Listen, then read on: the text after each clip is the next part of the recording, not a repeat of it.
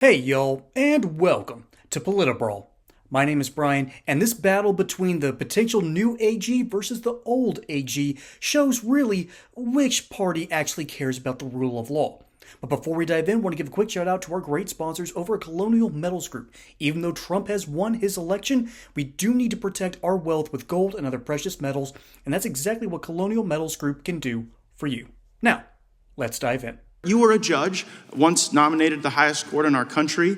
When you were a judge, I'm just curious, did you ever make political donations to partisan candidates? No. No, and you didn't because that would create the potential appearance of impropriety. I didn't because there's a federal rule barring federal judges from making contributions. Right, but under that same theory of attacks on the judicial process, like shouldn't someone be owed like a jury of their peers and a judge that's non-biased rather than getting a judge from your political opponent's donor file?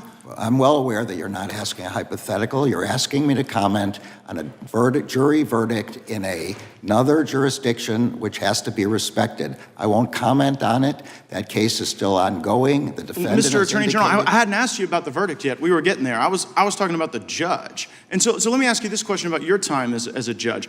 Was there ever a time when you were a judge when you had a family member who was personally profiting off of the notoriety of a case that was before your court? Look, I'm going to say again, it's very clear you're asking me to comment on a case in another jurisdiction. No, wait, hold on, Mr. Attorney General. Did you ever have a family member profit off of the notoriety of any case that you sat over? Say again, you're asking yes or no? You're asking me to comment on a case currently. Well, it seems you're connecting the dots, court. Mr. Attorney General. I'm just asking you as to a general principle, but you are aware that Judge Merchan's daughter was profiting off of this prosecution. You are aware that that creates the appearance of impropriety. You know the very reason there's a federal rule against judges giving donations is because it is the very attack on the judicial process that we're concerned about. I'm sorry, I don't agree with anything you just said, but I'm not going to comment on it. Okay, so you won't comment on it, Mr. Attorney General, but you had no problem dispatching Matthew Colangelo. Who's Matthew Colangelo? That is false. I did not dispatch Matthew Colangelo. Matthew That's Colangelo, false. Matthew False. Colangelo became the Assistant Attorney General at the very beginning of the Biden administration.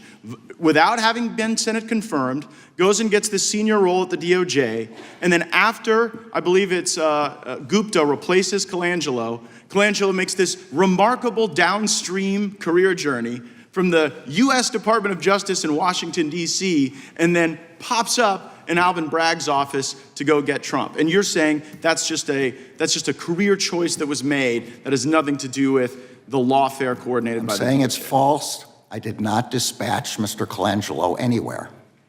Well, do you know how he ended up there?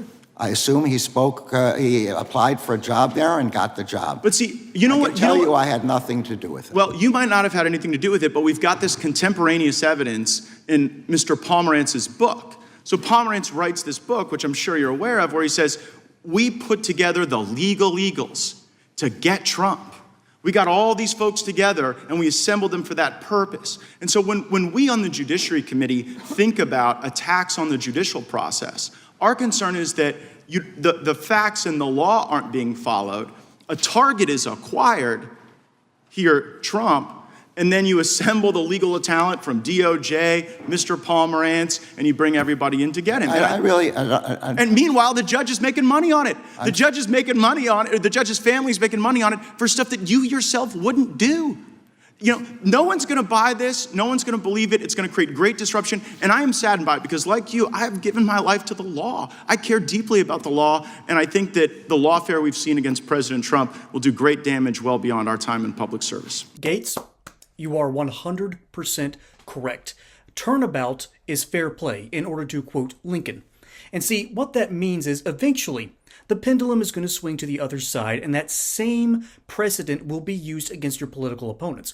Republicans understand this intrinsically, and that's why Republicans have been so wishy-washy. They don't usually wield the sword of government too well. They're not good at that. They're good at preserving the Constitution. They're good at making sure everyone's playing by the rules, but the moment someone really steps outside those bounds, or the moment someone threatens that, or the moment someone does something that's so detrimental to society, they don't use the powers given. Democrats, however, do not have any such qualms.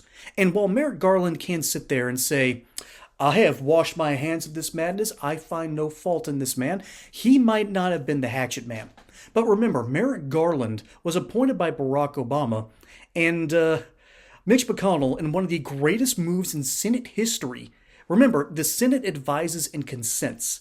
They did not give consent to Merrick Garland going on the Supreme Court.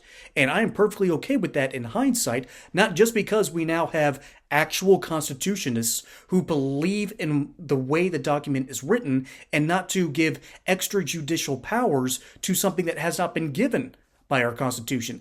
More Democrat and left-leaning justices will do that.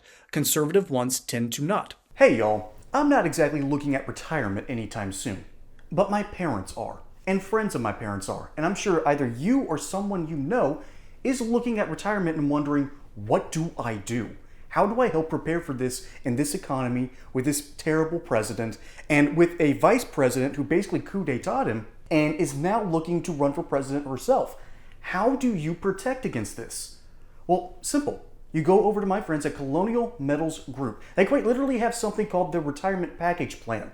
This plan backs your wealth with gold and silver accounts. And furthermore, you will have direct access to these accounts. So you're not at the whims of Wall Street. You're not at the whims of inflation. You are in command of your own destiny. As a bonus, qualified applicants can receive up to $10,000 in free silver, plus a couple of other little goodies that they're going to package up for you, and you're going to be able to protect your wealth and your retirement. So go over to this link in the description below at colonialmetalsgroup.com or call this number 800-203-0422 and see how they can help you prepare for retirement today by backing your account with gold and silver. Don't delay your retirement, folks. Protect the money that you earned with Colonial Metals Group. They're here to help.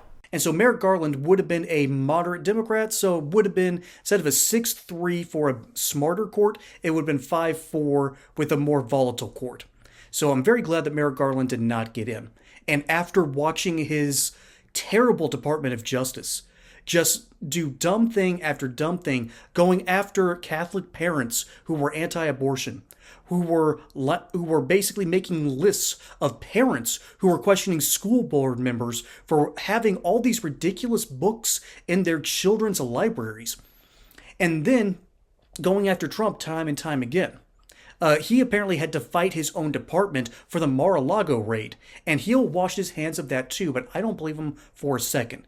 That man has been vitriolic against the Republican Party ever since the GOP said, no, we don't give our consent. By the way, that's revenge for Bjork. If you know your legal history, he was basically shot down from the Senate nominations for just these ridiculous trumped-up charges.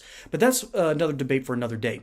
So we're really looking at Merrick Garland and his body of work against Matt Gaetz. And Matt Gaetz has been an absolute firebrand and cares about the rule of law, particularly when it pertains to how the federal government is supposed to actually run. He cares about that. That's why he cares so much about the FISA warrants. That's why he seems to be such a bulldog when it comes to people mishandling funds. That's why he looks at corruption and calls it out at every single opportunity. Now, do I think he's the best guy for the job? No, I think there's some 4D chess going on here. Will I be okay with him if he becomes Attorney General? Sorry for the blank there. I'll be perfectly fine if he becomes the Attorney General. We need good ones in office, and we need some bulldogs to go after the improprieties, and we need investigations to occur in both the FBI, CIA, Department of Justice, and probably in parts of these lawsuits against Trump. We need to take a look into these and wonder where the dots are connected, see if anyone needs prosecution. I don't think they will in that case, but we need to start caring about what justice looks like in this country. Matt Gaetz seems like he cares about it because we're watching a Justice Department run amok. That is not fair to the United States of America. That is not fair to the taxpayers. That's not fair to the citizens. And it's not fair to our Constitution. And once again, to quote Lincoln, turnabout is fair play. And Democrats are trembling in their boots that whoever Trump's Attorney General is going to be will be that bulldog who is going to be eventually let off the leash. I'm not sure they fully deserve it, but you know what? It can't hurt for a dog to bark every now and then. Folks, my name is Brian. Hope you enjoyed that segment here on Political Brawl. Don't forget to like and subscribe. Catch you on the next one. And until then, y'all have a good one.